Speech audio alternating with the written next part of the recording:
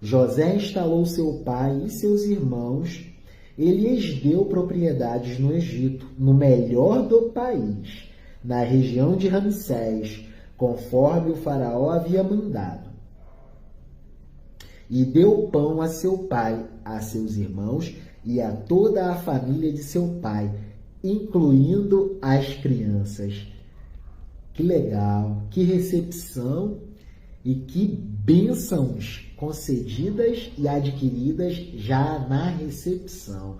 Recepção do patriarca Jacó na terra do Egito. E quem fez a recepção foi o próprio faraó. Oh, que bênção, que legal. O próprio faraó sendo o anfitrião de Jacó. É a terra do Egito recepcionando a terra prometida. Que bonito. E avancemos para um outro tópico do capítulo, política de José. Agora a gente chega num momento mais grave, mais crítico, em que a fome aperta muito, a crise fica muito braba e José tem que tomar medidas muito extremas, medidas inclusive com consequências muito negativas no futuro. Lembrando, a economia é cíclica. Portanto, é a partir da leitura dos ciclos econômicos é que se implementam as políticas econômicas, que são os modos de se administrar a economia. É isso.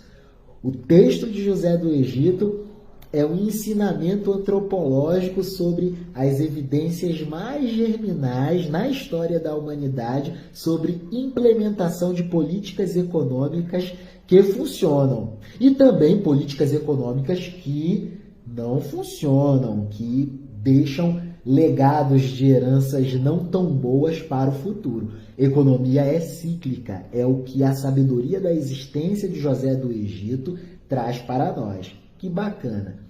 E para a prevenção nossa, vamos considerar que estamos trabalhando intertemporalmente, quer dizer, saímos do tempo presente e navegamos para 3.700, 3.600 anos para trás. E numa realidade, de uma cultura completamente diferente do mundo antigo, um modo de organização social baseado no escravismo antigo e na economia da guerra. É uma realidade social em que os povos faziam guerras contra outros povos para submetê-los à escravidão para a produção. Então, os trabalhadores eram os escravos. Então, a gente tem que considerar as diferenças entre os tempos. Que legal! Vamos entender sobre isso, para a gente não fazer avaliações morais sobre José do Egito, que consta de uma realidade de 3.700 anos para trás, né? Interessante. Sejamos elevados na interpretação do texto e nas considerações intertemporais. O que é do nosso tempo presente e o que é da cultura do mundo antigo. É isso. Vamos lá. Prevenidos, avançaremos. Política de José do Egito. Em todo o país faltava pão, pois a fome apertava muito e esgotava a terra do Egito e a terra de Canaã. José acumulou todo o dinheiro que havia no Egito e em Canaã, em troca dos víveres que eles compravam. E reuniu todo o dinheiro na casa do faraó. Quer dizer, o pouco dinheiro que circulava na sociedade, dada a crise severa, acabou sendo canalizado para o tesouro do faraó através das vendas de José, né, de alimentos que José vendia para os povos e para a população do Egito. Então, o pouco dinheiro que já era muito escasso migrava para o tesouro do faraó, através da administração de José do Egito. Isso é uma medida muito extrema. No Egito e em Canaã, o dinheiro acabou, de modo que corriam a José, o povo corria a José e os povos corriam a José, dizendo: dá-nos pão, ou morreremos aqui mesmo, pois o dinheiro se acabou. Ao que José respondia: trazei-me vosso gado, e vos darei pão em troca dele. se não há mais dinheiro. O dinheiro acabou, então José começa a aceitar para fazer a venda, ele começa a aceitar produtos e meios de produção, meios de trabalho, instrumentos de trabalho. Olha como o povo vai se tornando cada vez mais pobre, numa realidade de crise extrema, seca severa, e José tentando garantir a sobrevivência, vendendo alimentos para o povo e para os povos em troca de instrumentos de trabalho. Que medida extrema!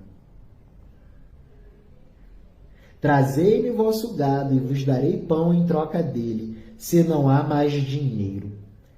Eles traziam o gado a José, e José lhes dava pão em troca de cavalos, ovelhas, vacas e asnos, os animais que eram os bens de produção, digamos assim, os bens de capital, eram os instrumentos de trabalho. Durante um ano, ele os alimentou em troca de todo o seu gado. Depois desse ano, voltaram a José no ano seguinte, dizendo: não podemos negar ao nosso senhor que, terminado o dinheiro, o rebanho e os animais requisitados pelo nosso senhor, só nos resta oferecer ao nosso senhor nossas pessoas e nossos campos. Acabou-se o dinheiro, acabaram-se os bens de produção, os instrumentos de trabalho, só restam agora a nossa terra e nós próprios. Que período crítico de fome extrema. Por que morrer diante de ti, nós e nossos campos? Toma a nós e a nossos campos em troca de pão. E nós, com nossos campos, seremos servos e escravos do faraó.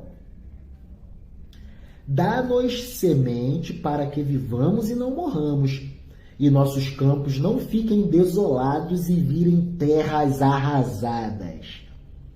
José comprou para o faraó toda a terra do Egito, pois todos os egípcios vendiam seus campos, porque a fome apertava muito. Assim, a terra se tornou propriedade do faraó, e todo o povo se tornou servo de uma extremidade à outra do país do Egito. Só deixou de comprar as terras dos sacerdotes, porque o faraó lhes dava uma porção, e eles viviam da porção que lhes dava o faraó. Por isso, não tiveram de vender seus campos. Quer dizer, a gente observa aqui até uma isenção aos sacerdotes. E é interessante notar que num dos textos de reforço que estamos utilizando, que é o texto da nossa biblioteca de termos, a Wikipédia, tem um momento da biografia de José do Egito que vem bem assim no texto. Olha cá. O fim do governo. Falando sobre a administração de José do Egito. Tempos bem depois dos sonhos de Faraó. O fim do governo.